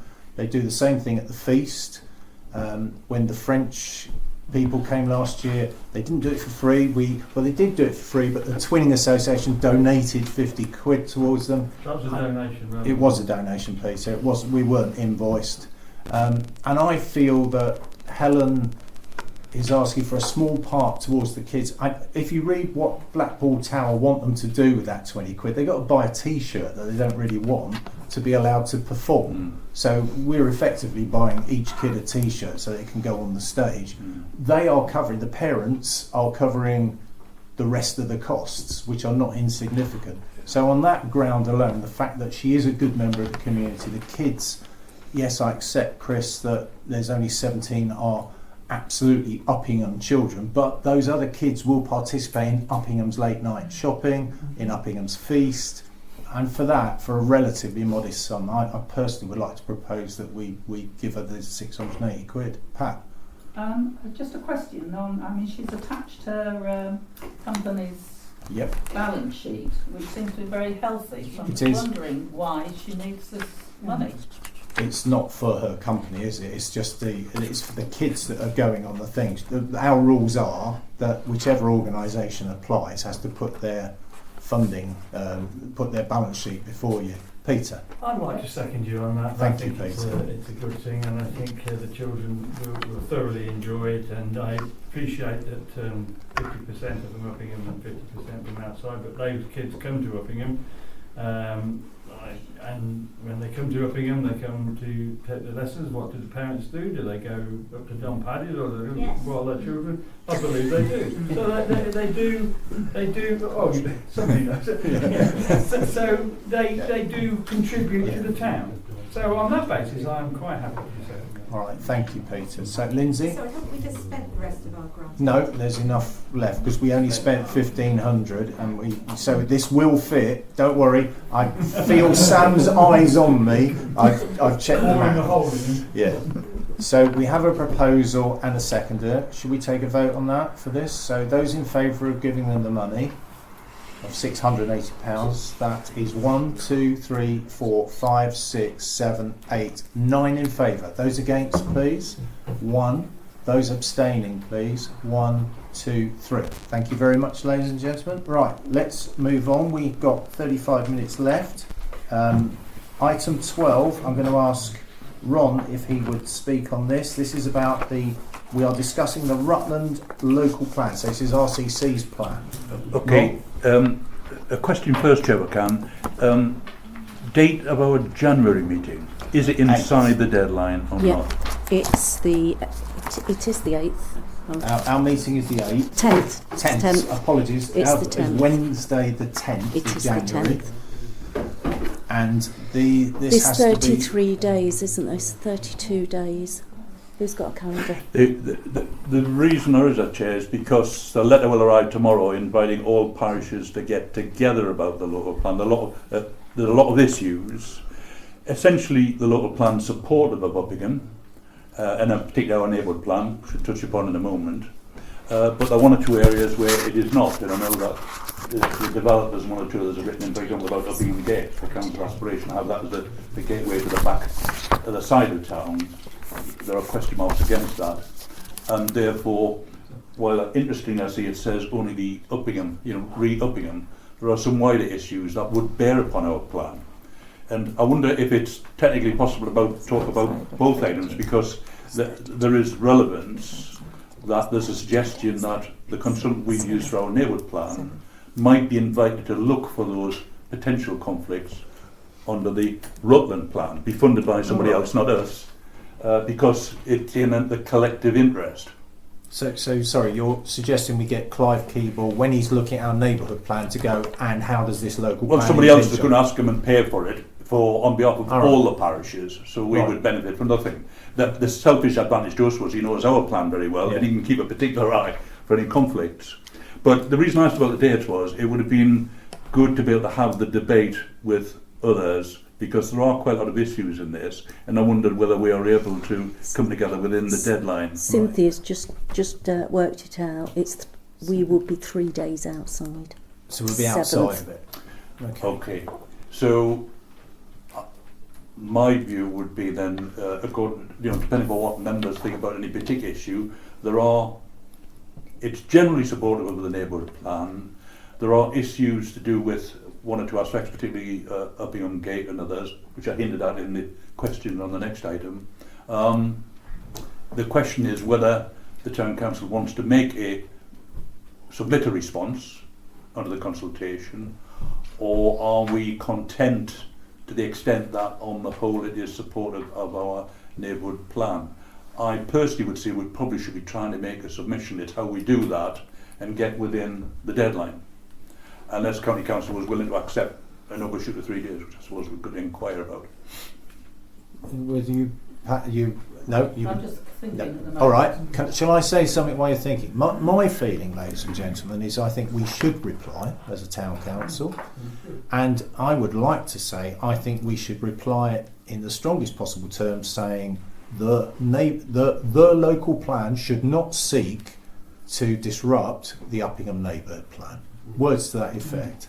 And when I read the local plan, I was like Ron, I was encouraged to see the bit on the housing that says housing will be allocated as per the Uppingham neighbourhood plan.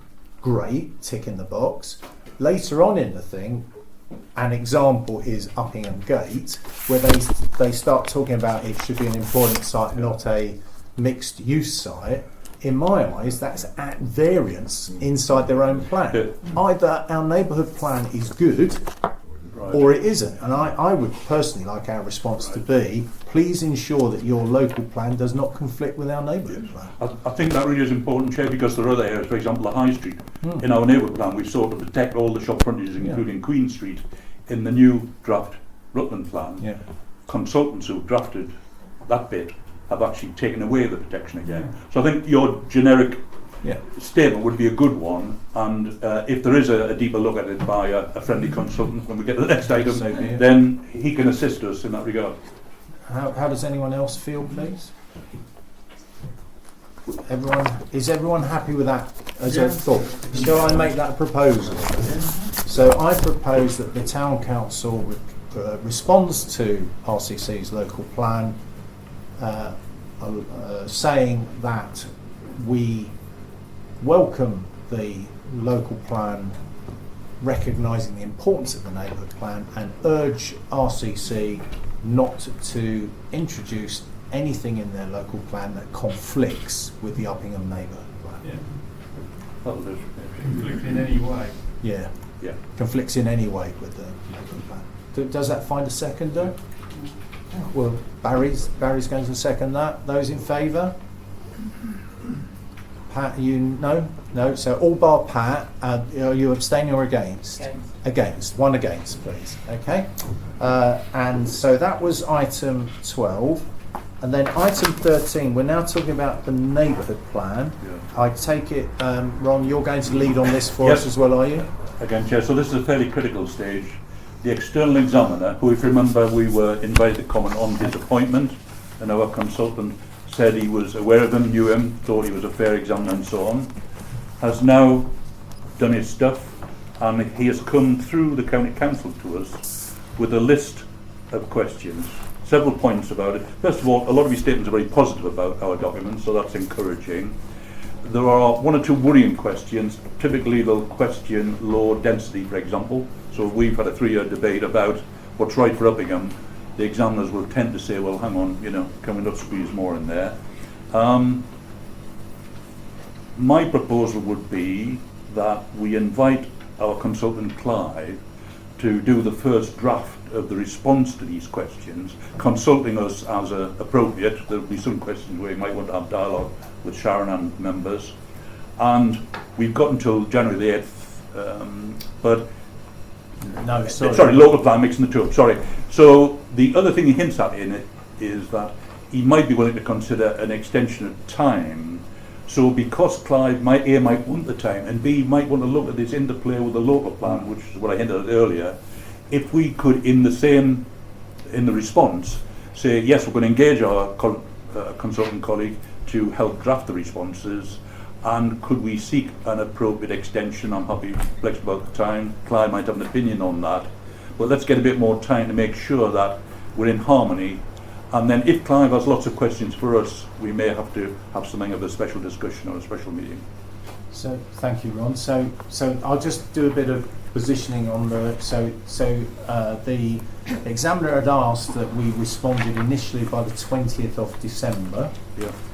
And his reasoning for that was he said he didn't want to delay the process that we're going through. Again, I'm speaking for myself now rather than your chair, is my gut feeling is we've spent, well actually you said 3 years, right? It's been like 6 years doing this. I think we've got a very good plan if the response is actually very good. I personally don't have a problem with saying we'll wait another month or whatever and push the thing up. I would rather it was right than rush it. So my feeling is I think it's absolutely correct that we should get Clive Keeble to draft a response for us. A lot of the questions quite technical, aren't they, Barry, when you look at them? And I would get Clive Keeble to draft us a response. We've got a town council meeting scheduled for 10th of January, so we can ask Clive to get that response in time for us to consider then, and I would seek an extension, which we know that he's quite prepared to give. Let's seek up to the 20th of January, you know, if he's asking for 20th of December. And then, as Ron says, then Clive can also tell us how it impinges on the local plan. And that just seems sensible to me, to rather than rush it. But that's my view. Godfrey, sorry. There are members of the Neighbourhood Planning Advisory Group who think there should be a meeting of that body. I don't know what people think about whether that meeting should be prior to the full council meeting in January, which to me would seem to be logical, because if things are technical, it could take quite a lot of time for council to tease out. Yeah. Rob, did you want So, not unhappy in principle. I think it's fairly, we need to be fairly careful we don't get into, not being rude, an amateur's debate, a lay debate, when in fact some of the issues are very profound. For example, there's a question in there about 6-month review after the local plan's finished. There's a hint there that all that we've done might be quickly modified in an update after local plan catches up. So I'm not unhappy with that in principle. If you'll accept, we'll try and synchronise the date so that neighbourhood plan colleagues do get observation. But I would want it informed by Clive's responses. Yeah. And there may be 2 or 3 questions in particular lend themselves to local discussion. I think that's what Godfrey was suggesting, isn't it? Well, very much. I mean, it's supposed to be, community led, is it not? Yeah. No, well, you're right. Let's do that before council, so council would sign off whatever's going to neighbourhood plan. Godfrey, for what it's worth, I personally think that's worth doing. All right. I don't know how others feel. So we are a democracy here. How do others feel? Yes. The only reason I hesitate, it's quite possible when Clive does his stuff, he actually might want more than that. He might want another discussion with us on some of them. So if we can accept that as the framework, if Clive comes back and says our timetable is too short, then we'll have to come back at council in January and tell you. But our genuine belief is Clive should have time to do it. We should be able to and wish to engage MPAG. If we use the phrase engage MPAG, I'm not using weasel words, but it's about the timings, isn't it? Yeah, we'll engage MPAG in it, and then if we can get them in before council meeting, that'd be great, wouldn't it? Because as you correctly say, that would save some time on the council meeting night. Happy with that? Yeah. Everyone happy with that? Yeah. So I think we'll need a proposal for this one, because we also need a proposal that I engage Clive at £480 per day. Clark's just pointed out to me we've got to spend some money, ladies and gentlemen. For Clive to do this, he does charge £480 a day. Sam, sorry, we're going to be spending some more money, but I think we have to. I can't see any way out of not having Clive do this. But it doesn't appear that anybody among us has the expertise to do it. Not really. We've come this far, it seems silly to spoil the shit for a ha'porth of time, isn't it, really? Yeah. Bear in mind the examiner has the power to say, well, frankly, I'm not satisfied, and stop the whole process. I think it's quite important we'll capture it. So, Ron, do you want to make a proposal? I'll propose that the clerk be authorised to engage Clive to produce a draft response for consideration ultimately by council and hopefully neighbourhood plan as required, neighbourhood plan advisory group as required. What about it?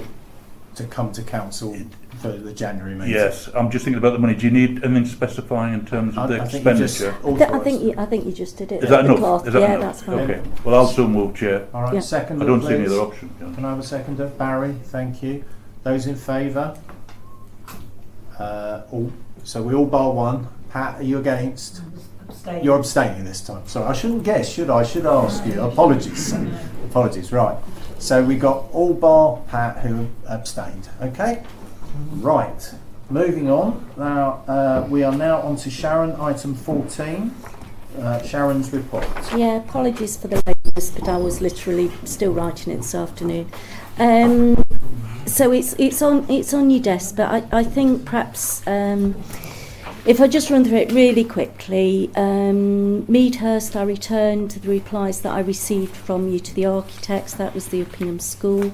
The Jewels clothing, it does cause a bit of consternation in the town. I have requests all the while, well, not a request, I have information that says people are coming to film in our time, because it's lovely. So people want to come and do it. Usually it's, I was going to say one man and his dog, but it's usually a camera and one person. This time I think it was a huge, great vehicle, something we just didn't see coming, but I didn't have any authority. Ashton's charity, this is something it's been historically dealt with by the clerk. It is time consuming, but Dave Casewell has been exceptionally helpful in trying to help me along the path in this. Kitchen cellar refurbishment, she's put here, this is now hopefully through the first phase. It looks so nice down there. It really is befitting to this town hall, and it's giving us a proper fit for purpose space. And the cellar is now completed. I did have some pictures, but I've no idea what I've done with them. Phase 3 electricity, this is, I'm not technical, so this is where, yeah, but this is where this building is run on a residential electricity supply. It's not good enough, it's the simple line. So we've had to put this phase 3 electricity in. It has been a bit challenging, I'm not going to lie, but we're managing the processes, and we hope that will be completed in the new year. Realtus is our computer program that lets us do the accounts. I was mentioning this to Sam this afternoon.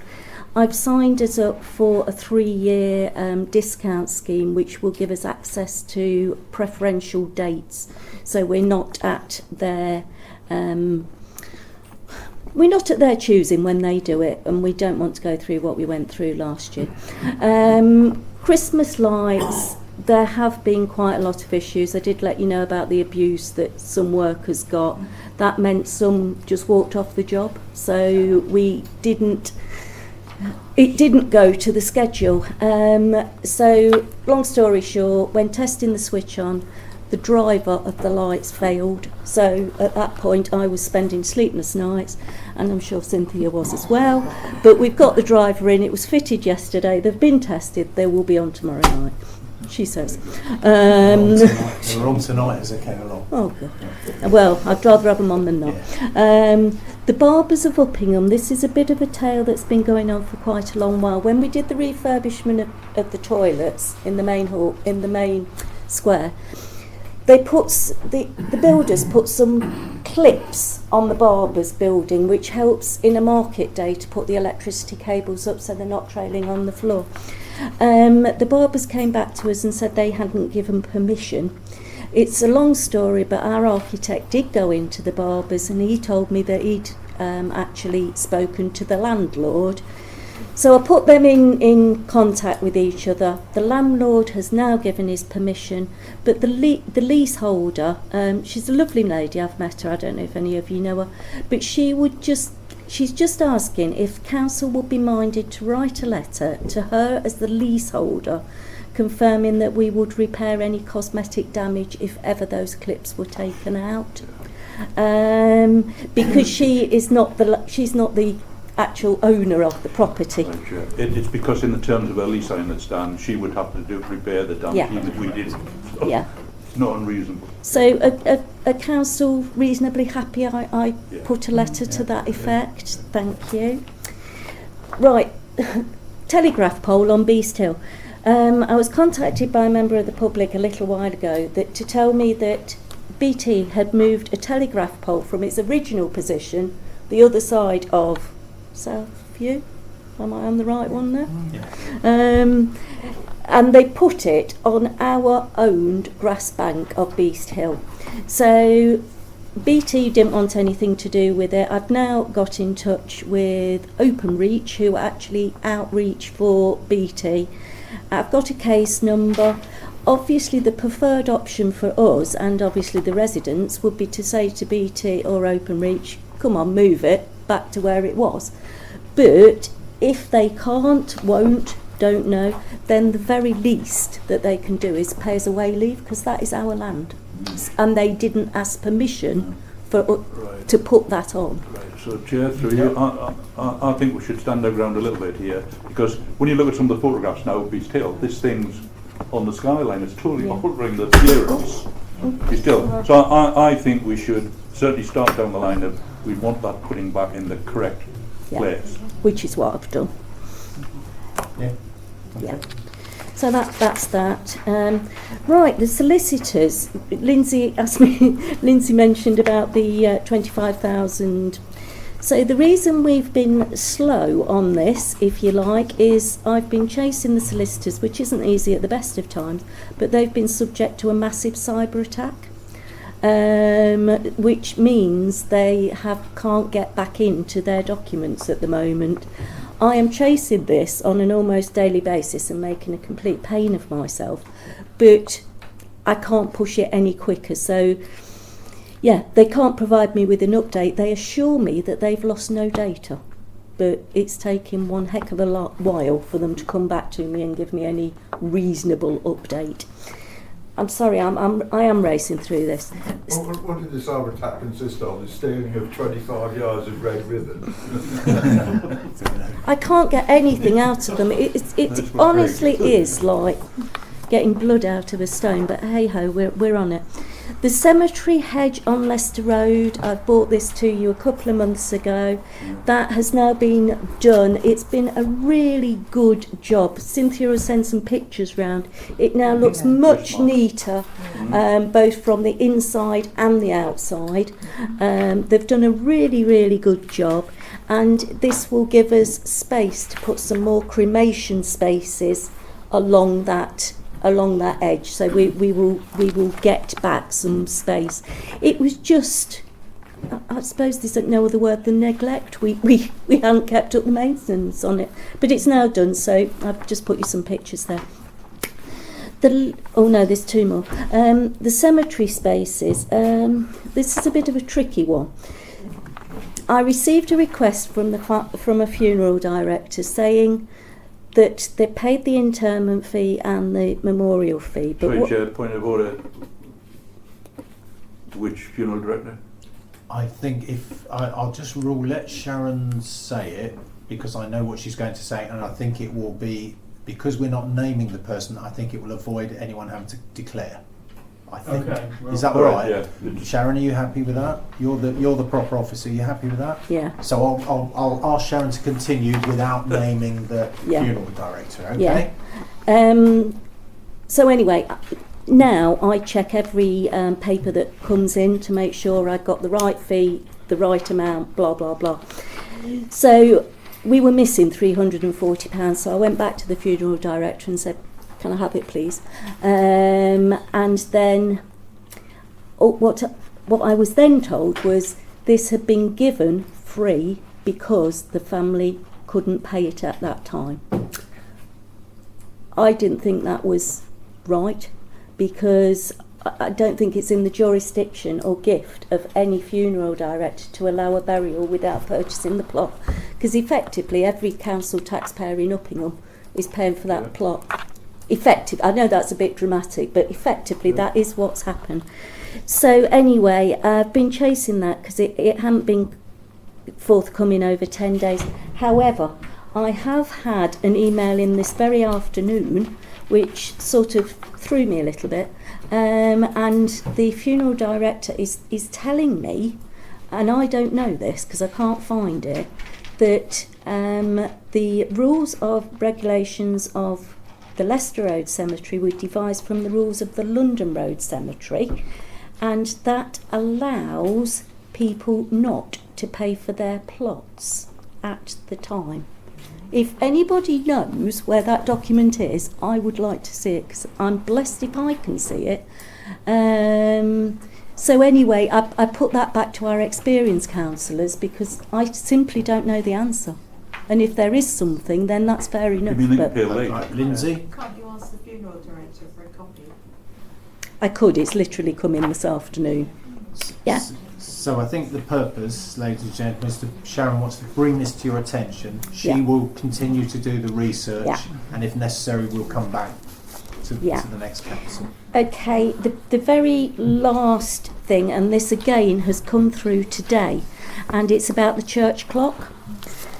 And it literally has come over my desk today, and basically you may have noticed it's quiet because it needs quite a lot of work done, and this work is going to cost £6,000. Oh dear. Now the actual entity for looking after the clock, I'm trying to be careful with my words here, they've raised £3,000, so they're coming to us to say, can we put £3,000 to actually get this clock working again. Now there is a law, and I've written it down somewhere before I came out this morning, before I came out, and it's sorry, I'm just looking at my notes, but we do have a statutory duty to look after that clock, and I just can't find my own notes. But it's the Act of 1972, I know what it is. So I'm just asking you, are you minded as a council to allocate £3,000 for the repairal of this church? Can I jump in as your chair? My view is that should be an agenda item. It literally came in today, so I couldn't do anything about it. I understand that, but let's say it'll be an agenda item for January meeting. Got to be, hasn't it? Okay. I'm sure many people have different views. Yeah. Yeah, okay. All right, Sharon? Yeah, and the last bit on that piece of paper that literally is on your desk is just the meeting dates, just to make you all aware what meetings are coming at you. So, and the council meeting in January is always a week later, because I can't get the agendas out over the Christmas break. So it's just a reminder when those meetings are. Okay. Thank you. Yep, Lindsay. What's the time for the meeting on the 20th? For the 20th. What's the 20th? F&GP. Do we have a time, Sam? I have the time. I don't No. know whether Sharon We has. will advise you. Yeah. What time would you like? What's the most convenient for you? 5 o'clock. No, it's... Well, we're all there. It's Lindsay that... I'm guessing Lindsay will struggle. Right. I've got another commitment later in the evening. Oh, could we do 5 then? I can't do 5, I can do 6. 6. Shall we go for 6? 6. 6. Yeah. Done. Done. Okay. Right, ladies and gentlemen, we've got 10 minutes left. My intention is that we should get through this without an extension. So, Can I just ask a question? Certainly. Sorry to be time consuming. I have a clue what close down date means under realtors. Yeah, Okay. what it is, we pay the computer company to come in and look at all of our accounts and basically prepare them for the external auditor. Right. So, Okay. yeah. Right, thank you. Right, so thank you, Sharon. Item 15, at last time's meeting, when we voted on the standing orders, Chris, are you after me? Yes, I wanted to ask a question on the report, but to do with the report. Oh, I'm sorry, yes, go on, Two Christine. months ago, I put in a statement to the council to ask for help about the gentleman that I'd had to deal with, who I subsequently took to the surgery, and they wouldn't have anything to do with him. Now, I don't believe that letter has gone, although it's 2 months ago, and I'd like to know what's happening. So I'll answer that. The draft of the letter was given to me tonight, which I've got to look at. But it's not what I Well, I haven't had a chance to look at it, Chris. It's on the desk here. All right, so we'll look at it and we'll move that forward. Yeah, because we resolved to do it, so it will get done. Okay. Item 15. Last month we had a vote on the standing orders. It was a tied vote. I cast my vote, but I did say I thought it was a sensible debate, and I thought we should send off to Larauc to see what their views were. In all my time on the council, we've always, and I've been on the losing side of some of these debates, but whatever Larauc have said, we've tended to accept them as our final arbiter. So we said we will send to Larauc. We've now received an answer from Larauc. I think it's fair to say the language is perhaps not the language that we would have chosen ourselves, but we have had a reply. So I want to present that reply to you and ask you to receive it. Godfrey, you'd like to speak? Well, just never mind the rights and wrongs of said proposal. Two things about the response. One, you said the response would be to ask whether there was a legal implication. Correct. Clearly there is not a legal Correct. implication. And the other thing, without being too disparaging, the response was absolute waffle. I mean, it beggars belief that that is some kind of professional response. I'm going to say, Godfrey, I don't disagree with you. I did actually say it. I thought, I chose my words, I'm not as eloquent as you, but I did say it was an interesting language, and I agree with you on that. But you're quite right when you say, we specifically asked, is there a legal impediment? You're absolutely right to say the advice comes back saying there is no legal impediment. But bear in mind our rules are, we've debated it, we can't re-debate it for 6 months without a recall. Yes? Well, are you saying that because that 6 months delay is because we sought advice? My understanding was that we would seek advice, and if it came back and there was no legal difficulty, we would simply vote on it again. No, that is not the case. In this thing we sent back, we had a vote, and the vote was not to accept the amendments. But we had a separate resolution afterwards. If you look in the minutes, there was a separate resolution each time that said we would send off for the RALC advice, because that was the fair and equitable thing to do. And so we've sent for that advice, and you have that advice back before you. Now, obviously, each individual councillor will read that advice and take whatever action that individual councillor wishes to take. But tonight's effort is to get that before you officially, so I'd like us to receive this advice. Okay? So I'll propose we receive this advice. Do I find a seconder? Trevor. Those in favour of receiving it? So that's 1, 2, 3, 4, 5. Peter, yes, 6, 7. Christine, 8. 9 in favour. Those against? 4. Thank you very much. Right. Item 16 is to consider the reappointing of a trustee for the James Thorpe charity. For those of you who don't know, those are the 3 bungalows in Seaton Road. No, not Seaton Road. Aston Road. Sorry, get me roads wrong. In Aston Road. Under the terms of that charity, this council has the right to nominate a trustee. Our trustee at the moment, it's for a 4-year term, I should tell you that as well. And our trustee at the moment is Richard Baines, who is clearly not a councillor. Richard Baines, the baker.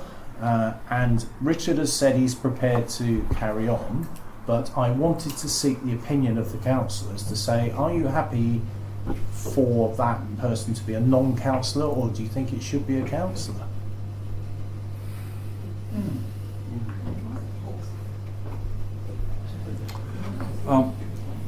Sorry, for what it's worth.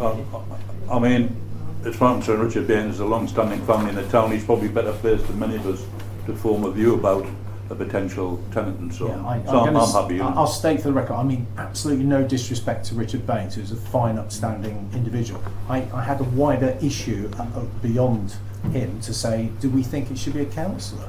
I mean, if you don't, that's fine. But I probably think it should be a councillor. Yeah. It's within our gift, isn't it? As opposed to an outside person. No disrespect. Yeah. Because he's probably done a very good job. Absolutely. But my feeling is it perhaps should be a councillor. And I think in the past, I seem to remember in the past it has been a councillor. Well, we do have a connection because David Casewell. Yes. And Dick does it for payment, if you see what I mean. Okay, so one of the issues then your choices are, I'm watching the time, so our options tonight are, I prefer not to extend, if you want to extend we can extend, or if we think this is an important issue, this is something we could actually put back on the agenda next month so you've got a chance to think about it. Yes, yeah. Do that. So I propose, thank you Peter. Peter, you propose? Yeah, that we defer it until the January meeting. Okay, we've all had a chance Peter, I second you on that. Those in favour? Yep, that is unanimous. Okay, item 17, authorise the proposed road closures. Chair, can we just make sure, sorry, that the Padstock show is on the list? Because it got forgotten one year, because it all gets wrapped together. I just now the Padstock shows has been mentioned. I noticed on their booklet a huge number of sponsors, but there's nothing on there from Uppingham Town Council. Is there a reason for that? Just haven't given any money, have we? Yeah. Peter, help me out here. Never asked. I don't think we've been asked, Pat. Yes. I don't think we've been asked, have we, Peter? I don't think so. So So that's why. Not in my memory, no. No. All right, Pat. That's why. Yeah. To make sure it happens next year. Yeah. All right. So, how long we got? 2 minutes. Yeah. Right. So, is everyone, with the addition of the Fatstock show, is everyone happy with the road closures? Can I have a proposal? Mike proposes. Pat seconds. Those in favour? Is you? No, it's not unanimous. It's I'm all bar involved one. in some of the events. Those right. and one abstention. Yeah. Right. Barry, you've got 30 seconds. Number 18. No pressure. We discussed 3 planning applications tonight. One is to 8 Market Place, which is Don Paddy's. They're carrying out internal redecks and refurbishment, and they're also doing some work to do front elevation. This is a listed building application, because it's a listed building. We don't feel that any of these proposals affect the listed building, and we were happy to let them go. With the caveat that they agreed that the listed building people were consulted. Yes. Which they wouldn't. Well, they actually come through. Do we have to vote on these? No, we're going to receive your report at the end. So if you give us the report, and then we'll. The second one was for 25 South Uppingham, which is in the conservation area. And that's an application to demolish an outbuilding and build a single-storey extension, and to alter some garage doors to make them wider to get a vehicle in. Barry, I'm sorry to interrupt you. The clerk has said I've got to seek a 5-minute extension, which I'm sorry and apologise. Thank you, Peter. Mike's seconded. Those in favour is unanimous. Thank Apologies, ladies and gentlemen. Barry, back to you. So we were happy to go along with that, as long as it met the conservation area requirements. And the third application was for the Woodlands Animal Rescue on London Road, Uppingham. This is to convert a stable building to a dwelling. We weren't happy with this for a number of reasons. It's a Class Q application, which I'm sure everyone will know applies to agricultural buildings. But the applicant in his planning statement says that this the building at the moment is for personal equestrian use. So we didn't think that it qualified as being an agricultural building. We also noted the concerns of the neighbours who had objected, Highways who had put a holding order in because of the access, which they believe needs improving, the rights of way officer and the Ramblers. So we supported all of their comments and objections. Sorry, we seem to be sort of a bit vague as to where it is, but I've just had a feeling. Is it going through the top entrance of Knoll House? Yes. Yes. And it's that, right. Yeah. You go past Knoll House, down the track. And take the footpath. Yes, it's there. Knoll House? Knoll House is just up from Brooklyn. Okay. All right, Barry, you back on? Yeah. So it's in a field outside. There's a pig and often in there and a pony. There's a footpath through it. Yeah, it's all goes to Yeah. All right, okay, we've got to keep the time under. Keep going, Barry. Well, I think that's it. Thank you. So Barry, would you like to propose that we receive your report? Ladies and gentlemen, come on, we've got to get this done. I'll second it. Thank you, Peter. Those in favour? Excellent. Final thing, to note correspondence as listed. So can I propose that we note this correspondence? Christine seconds that. Those in favour? Unanimous, is it? Yes, thank you. And that is the meeting done. Thank you so much. Apologies for going over. Have a happy Christmas.